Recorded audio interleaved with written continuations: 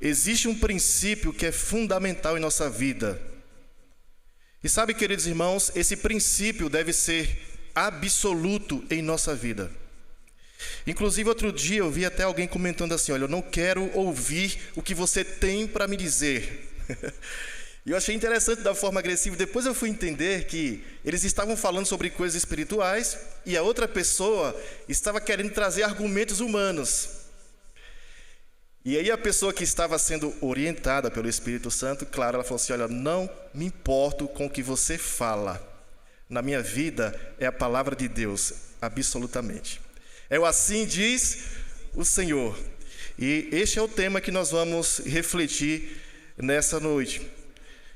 Eu gostaria de chamar a atenção dos irmãos para o texto que já foi lido. Está no Evangelho conforme narrou Mateus, no capítulo 5 e o verso 16. A versão que eu estou lendo aqui é a NVT. Diz assim: da mesma forma, suas boas obras devem brilhar, para que todos as vejam e louvem seu Pai que está nos céus.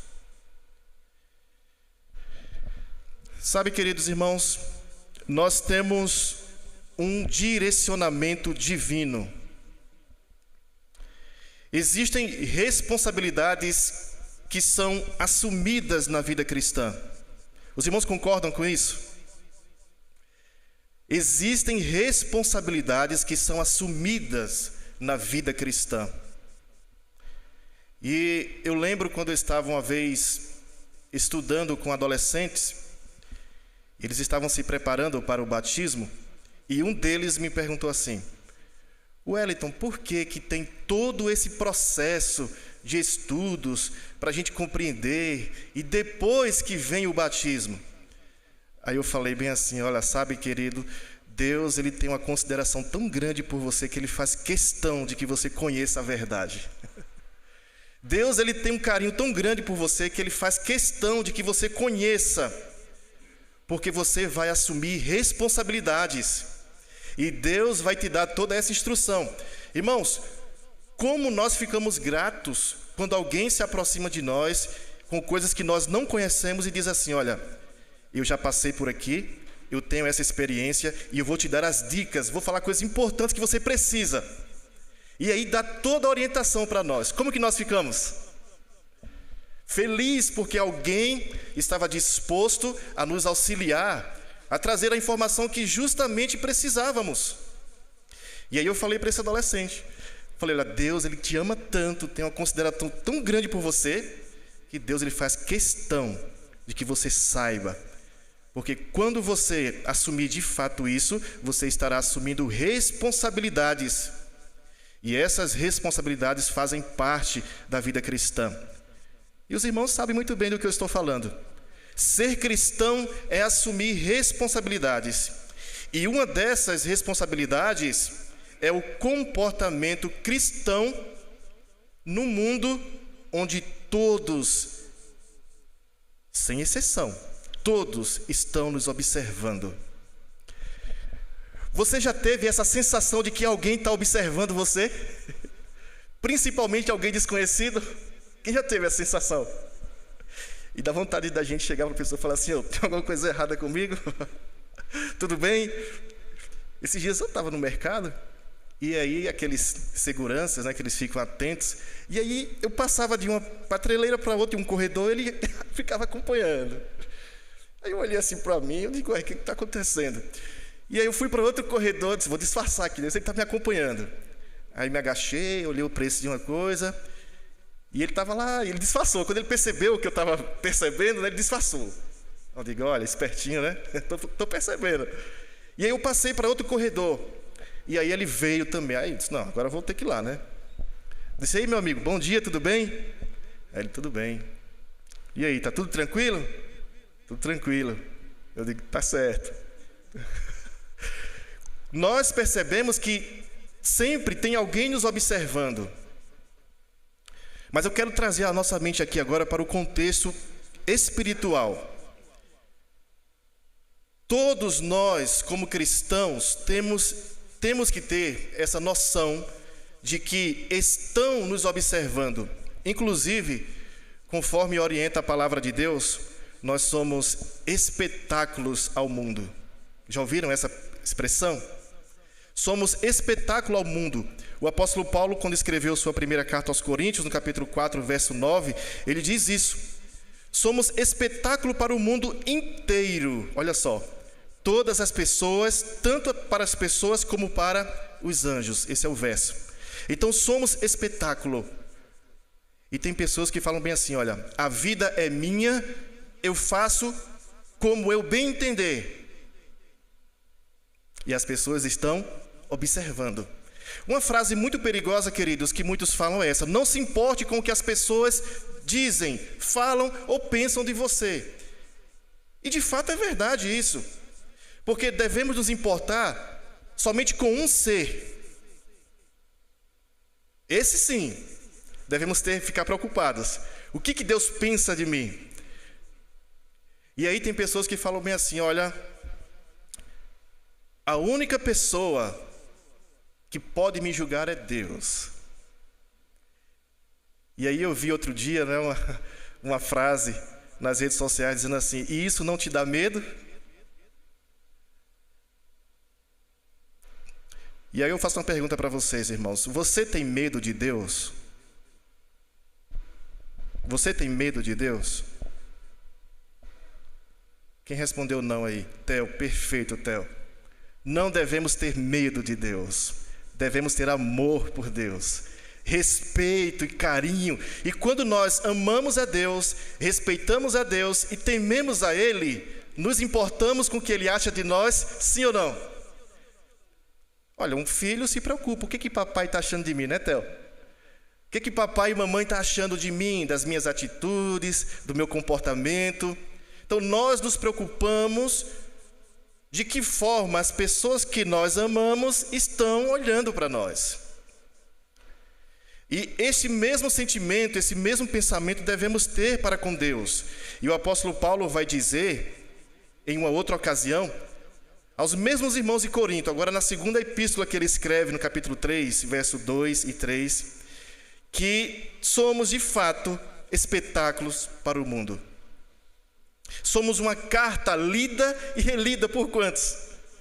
Por todos. Então todos estão nos observando.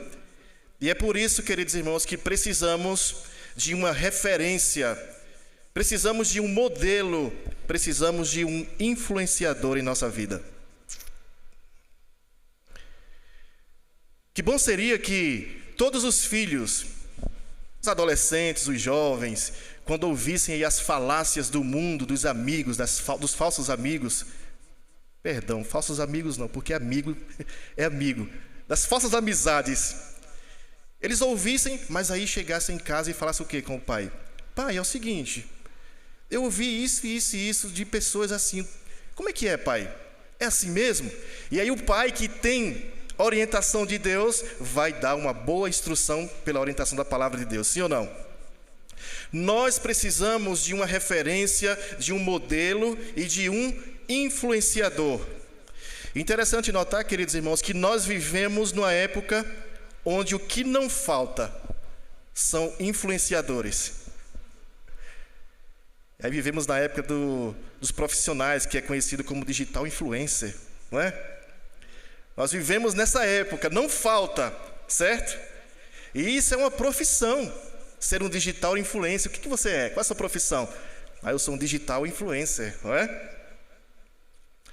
São pessoas que produzem conteúdos na internet, sendo capaz de influenciar toda a sua base de seguidores a partir do seu comportamento.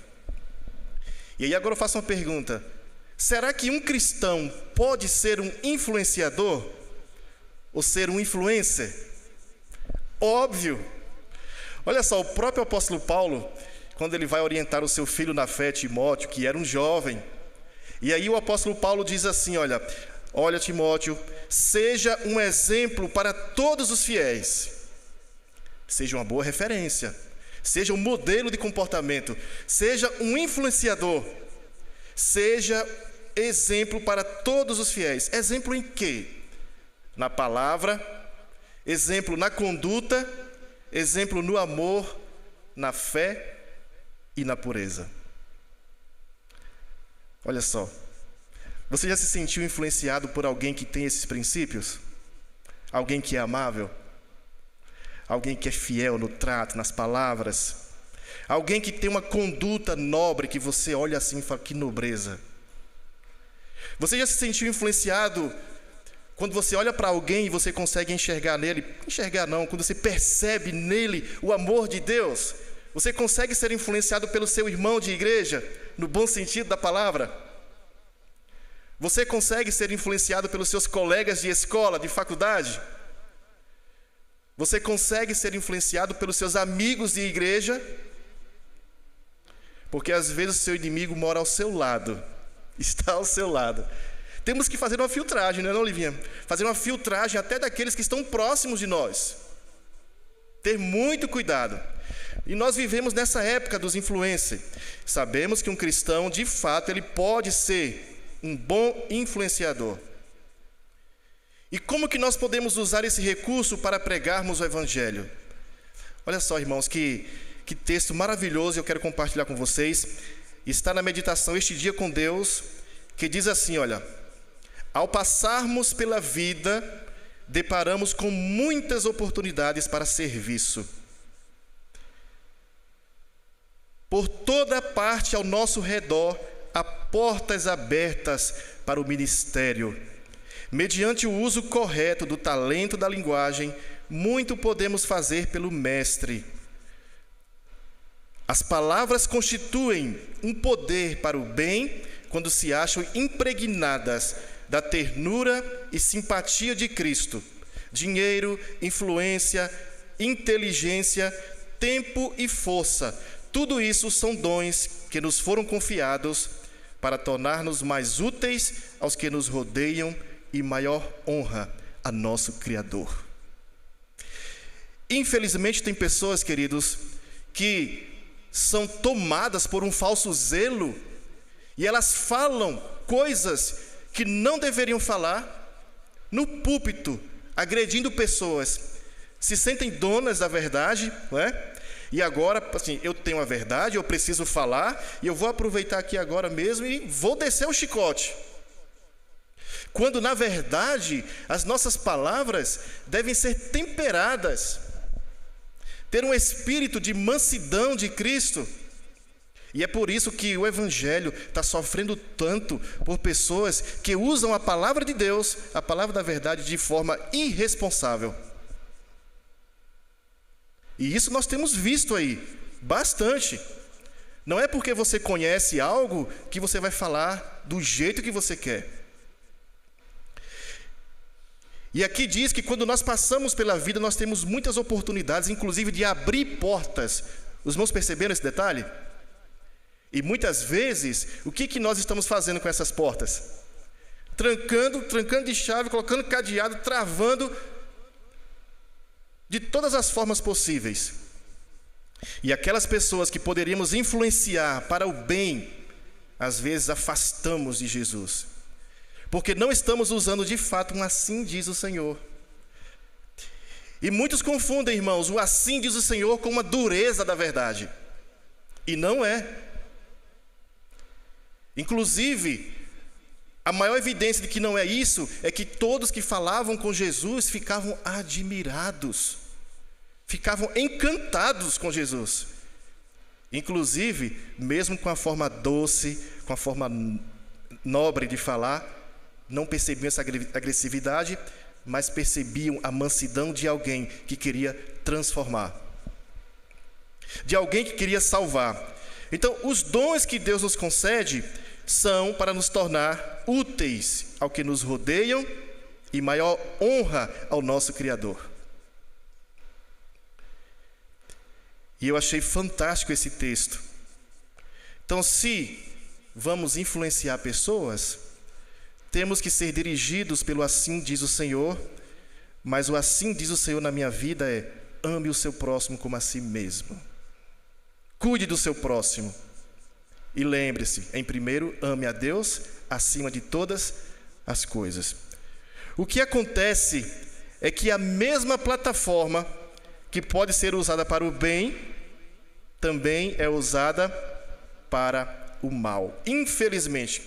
Qual que é o objetivo de um influencer? É óbvio, né? A resposta é muito óbvia. É influenciar. E qual que é o resultado da influência, queridos? Olha, fixar uma opinião, um estilo de vida, mudança de comportamento. Percebem? Então, um influencer, ele está fazendo justamente isso. Fixando uma opinião, um estilo de vida, mudança de comportamento. E olha que interessante. O apóstolo Paulo, escrevendo sua carta aos Romanos, no capítulo 12, verso 2, ele diz assim, olha, não imitem o comportamento e os costumes deste mundo, mas deixem que Deus os transforme por meio de uma mudança em seu modo de, pensar, a fim de que experimentem a boa, agradável e perfeita vontade de Deus para vocês. Irmãos, quantas coisas seriam evitadas se todos se preocupassem com o que Deus quer de mim, o que Deus acha disso? Das coisas mais simples. Até parece às vezes que tem coisas que são demais. Por exemplo, o que Deus espera de mim? Existem algumas coisas que a gente pensa assim, será que isso não é exagero? Se o exagero for individual, a gente vai perceber, vai dizer assim, não precisava fazer tudo isso. Mas se o seu exagero, no bom sentido da palavra, você estiver fazendo para Deus, Deus, ele vai reconhecer isso. Olha, não era isso o que eu pedi, e ele fez mais do que eu pedi. Humanamente falando, irmãos, quando a gente pede algo para alguém, e esse alguém faz muito mais do que a gente pediu ou esperava, como é que a gente fica? Às vezes, quando termina aqui o culto, aí fica alguma coisinha assim, desajustada talvez, e aí você pede para alguém, falar assim, olha, depois do culto você pode arrumar aqui os bancos, alinhar tudo direitinho? Aí a pessoa fala, posso. Você pediu para ela fazer o quê? Alinhar os bancos. Quando você volta para olhar, a pessoa alinhou os bancos, tirou a poeira, varreu, colocou esse púlpito aqui no cantinho dele, ali onde ele fica, arrumou tudo. Você fala assim, nossa, eu pedi só para alinhar as cadeiras. E aí ele foi lá e fez muito mais. Não precisava, mas fez. Como que a gente fica, humanamente falando? Não é? Ficamos assim. Que coisa maravilhosa. Que coisa maravilhosa. E aí, quando nós vamos nos importar com as coisas, devemos ter esse princípio, irmãos. O nosso único direcionamento em nossa vida deve ser exclusivamente o que Deus pensa de mim. Até um corte de cabelo. Por mais simples que seja, irmãos. Você sabia que tem pessoas que agem assim? Vou cortar o meu cabelo aqui. Será que esse tipo de cabelo aqui vai desagradar o meu Deus? Olha só. Será que alguém pode se preocupar com isso? Aí você pergunta, tem alguém que se preocupa com isso? O que vocês acham? Será que essa forma que eu me visto aqui, será que está agradando a Deus? Não, eu acho que não. Então, eu tenho que oferecer o melhor para Deus? Eu lembro que quando eu fui conhecer minha esposa, a Milena, os irmãos conhecem, né? Lá em Caetité, não é? Lá na Bahia, né? Saí de Recife, lá para a Bahia. Eu não via a Milena quando ela acordava pela manhã, porque eu passei um fim de semana na casa dela lá, ela não saía do quarto se não tivesse arrumada. Aquelas touquinhas que colocam no cabelo para não atrapalhar os bobinhos que colocam no cabelo, eu não via. E eu lembro de um dia que ela abriu a porta assim e eu estava no corredor, que ela me disse, não pode me ver. Porque estava preocupada em se apresentar bem para o seu futuro esposo, né? Seu príncipe. E muitas vezes nós não estamos nem aí para Deus.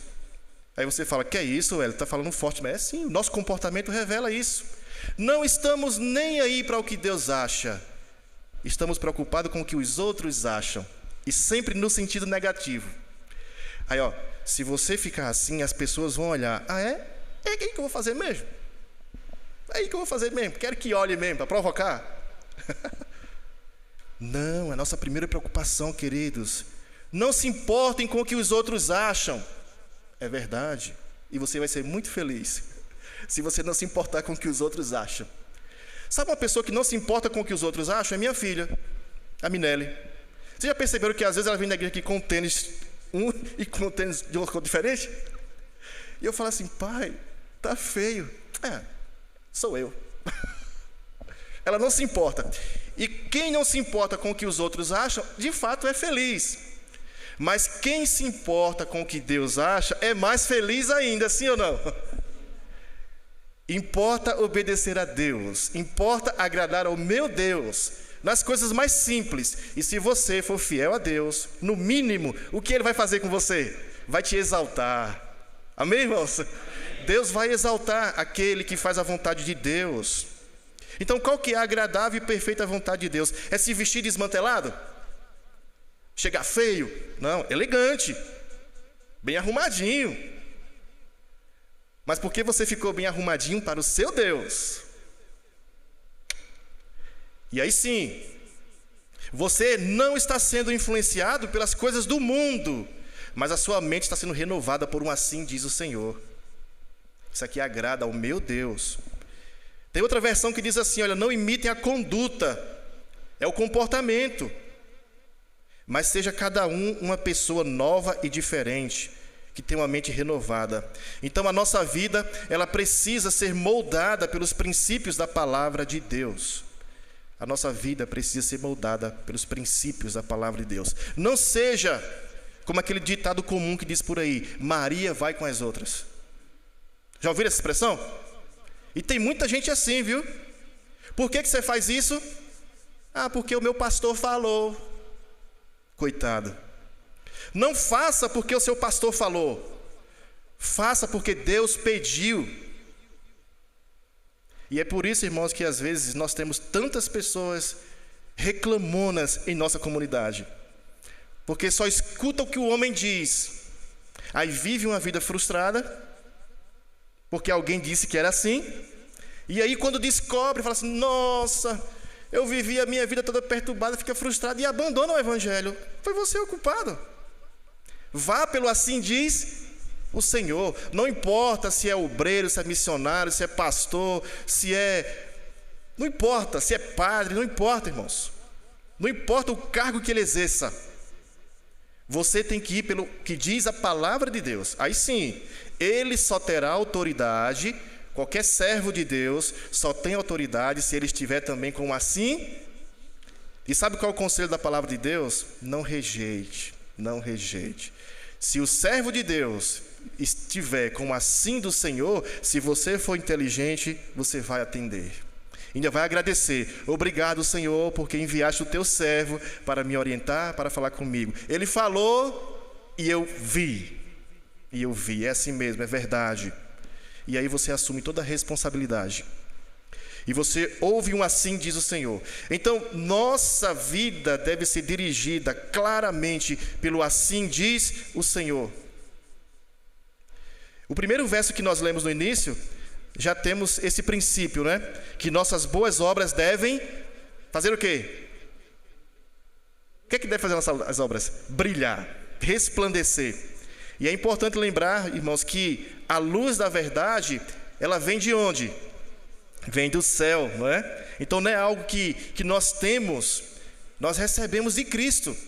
Olha só, no livro de João, capítulo 1, verso 4, diz assim: aquele que é a palavra possuía a vida, e sua vida trouxe luz ao mundo.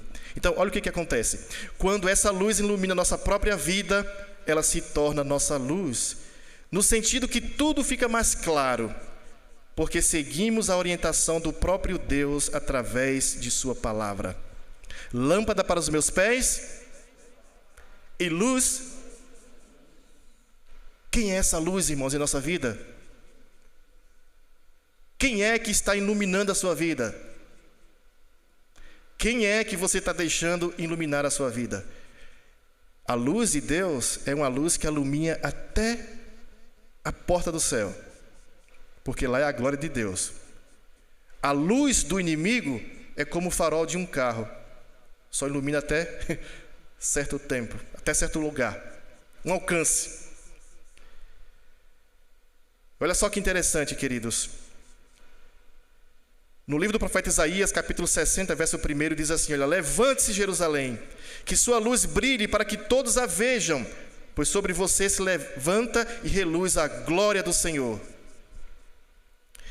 Levante-se e resplandeça, para que todos vejam as vossas boas obras e lembrem-se, glorifiquem a vocês. Amém?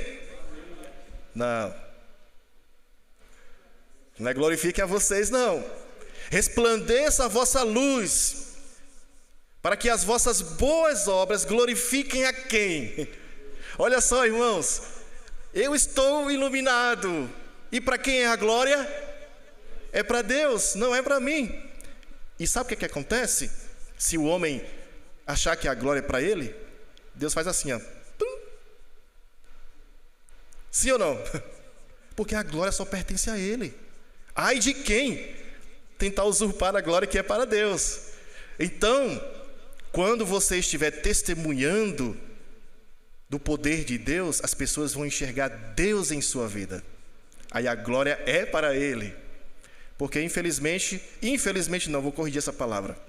Somos vasos. E o vaso, por mais lindo que seja, ele pode quebrar, não é? O vaso está ali bonitinho. Por isso que o apóstolo Paulo vai dizer: temos, porém, este tesouro em vasos de barro, para que a excelência do poder seja de Deus e não de nós. Então, queridos irmãos, o melhor direcionamento em nossa vida não são o que as pessoas falam, mas é o que Deus diz através de sua palavra. O problema é que as pessoas não estão estudando a palavra de Deus. Não estão ligando para isso. Então, Jesus, ele é a luz e ele ilumina a nossa vida. Eu já quero fazer minhas considerações finais, mas eu quero trazer um texto aqui muito importante e eu gostaria de compartilhar para vocês também, com vocês. Está na carta 148, que foi escrita no ano de 1899.